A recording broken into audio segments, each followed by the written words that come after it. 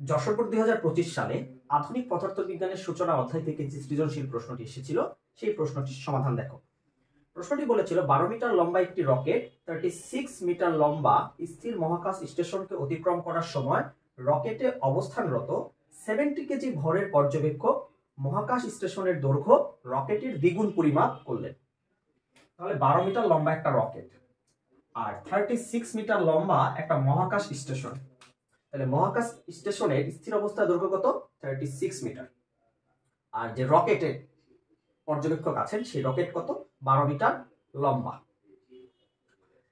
রকেটে অবস্থানরত 70 কেজি ভরের পর্যবেক্ষক মহাকাশ স্টেশনের দৈর্ঘ্য রকেটের দ্বিগুণ পরিমাপ করলেন। এর মানে গতিশীল অবস্থায় এই পর্যবেক্ষক মহাকাশ স্টেশনের দৈর্ঘ্যটা এই রকেটের দৈর্ঘ্যের দ্বিগুণ পরিমাপ করেছে। এর মানে 12 দুগুণে 24 মিটার।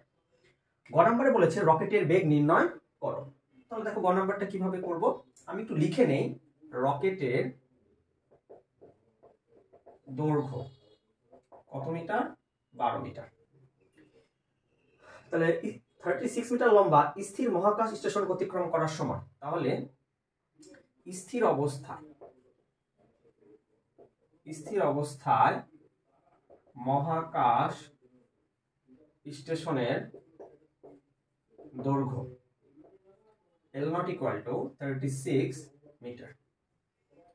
আর পর্যবেক্ষক কর্তৃক মহাকাশ স্টেশনের পরিমাপকৃত দৈর্ঘ্য L equal to, দেখো তো এই যে পর্যবেক্ষক, এই পর্যবেক্ষক মহাকাশ স্টেশনের দৈর্ঘ্য গতিশীল অবস্থায় সে রকেটের দ্বিগুণ পরিমাপ করছে। তার দ্বিগুণ মানে কত? দ্বিগুণ কত? 24। তাহলে 2 × 12 ইকুয়াল টু কত? 24 মিটার। এবার আমরা জানি L equal to L naught root over 1 minus v square by c square। তাহলে এখানে L কত? L হচ্ছে 24, L naught 36 root over 1 minus v square by c square। 24 by 36 root over 1 minus v square by c square। এবার উভয় পক্ষে square করে দাও। তাহলে 24 by 36 তার স্কয়ার, তাহলে 1 minus v square by c square। তাহলে v square by c square equal to 1 minus 24 by 36 তার স্কয়ার। তাহলে এখান থেকে আমরা লিখতে পারি v square equal 1 minus 24 by 36 তার স্কয়ার into c square।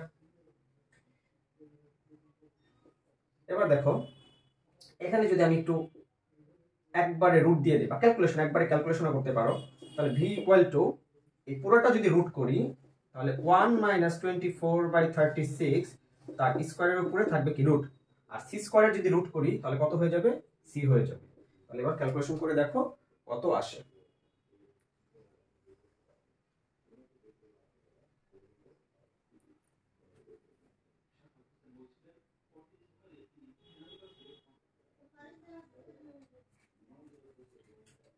তাহলে দেখো যদি ক্যালকুলেশন করি তো 1 minus 24 by 36 হোল স্কয়ার, তাহলে রুট ওভার 5 by 3c। তাহলে তুমি চাইলে উত্তর এভাবে রাখতে পারো রুট ওভার 5 by 3c, অথবা তুমি চাইলে c গুণ দিয়ে দিতে পারো। তাহলে রকেটের যে বেগ, এই রকেটের বেগ কত পেলাম? Root over 5 by 3c। এই হচ্ছে রকেটের বেগ। এই ছিল হচ্ছে গ নং প্রশ্নের উত্তর। এবার আমরা ঘ নং প্রশ্নটা সমাধান করব। এই প্রশ্নটা তুলনামূলক ইজি ছিল।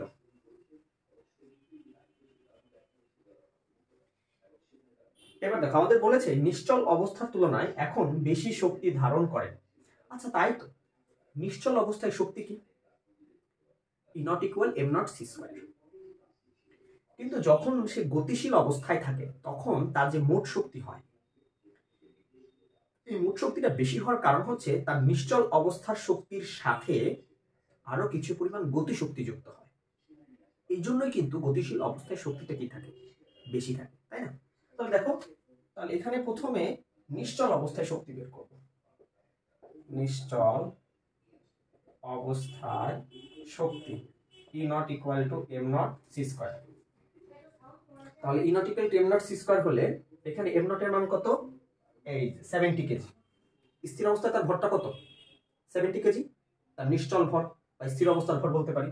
তাহলে 70 ইনটু c স্কয়ার রেখে দিলাম। ওকে। গতিশীল অবস্থায় মোট শক্তি E equal to mc square. তাহলে m কে ভাঙাই, m nought 1 minus v square by c square into c square. তাহলে E equal to m nought এর মান বসিয়ে দাও 70, 1 মাইনাস v মানে কত পেয়েছো? √5/3, √5/3 c ডিভাইডেড c আর একবারে হোল স্কয়ার দিয়ে দিলাম ইনটু c স্কয়ার। তাহলে এখান থেকে c স্কয়ার ক্যান্সেল, তাহলে থাকলো 70 ডিভাইডেড 1 মাইনাস √5/3 তার স্কয়ার। এখান থেকে c স্কয়ার ক্যান্সেল করে দিছি, এই c স্কয়ার ক্যান্সেল করেছি, এই c স্কয়ার আর এই c স্কয়ার ক্যান্সেল। তাহলে দেখো কত থাকে? E equal to 70 divided √1 minus √5/3 তার হোল স্কয়ার।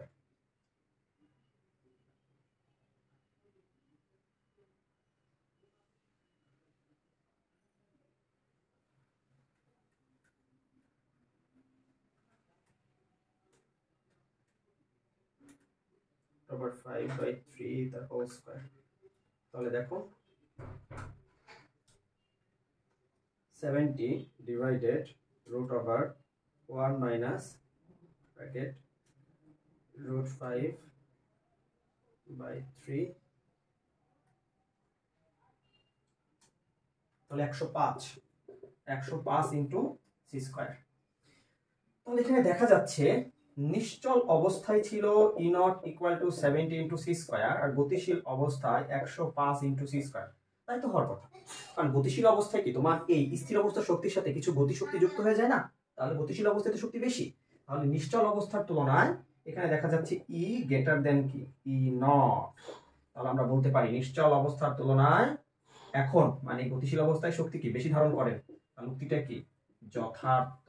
এই ছিল তোমাদের ঘন প্রশ্নের উত্তর। কেউ যদি চাও এখানে c এর মান বসিয়ে স্কয়ার করে মান বের করে করতে পারো, নো প্রবলেম।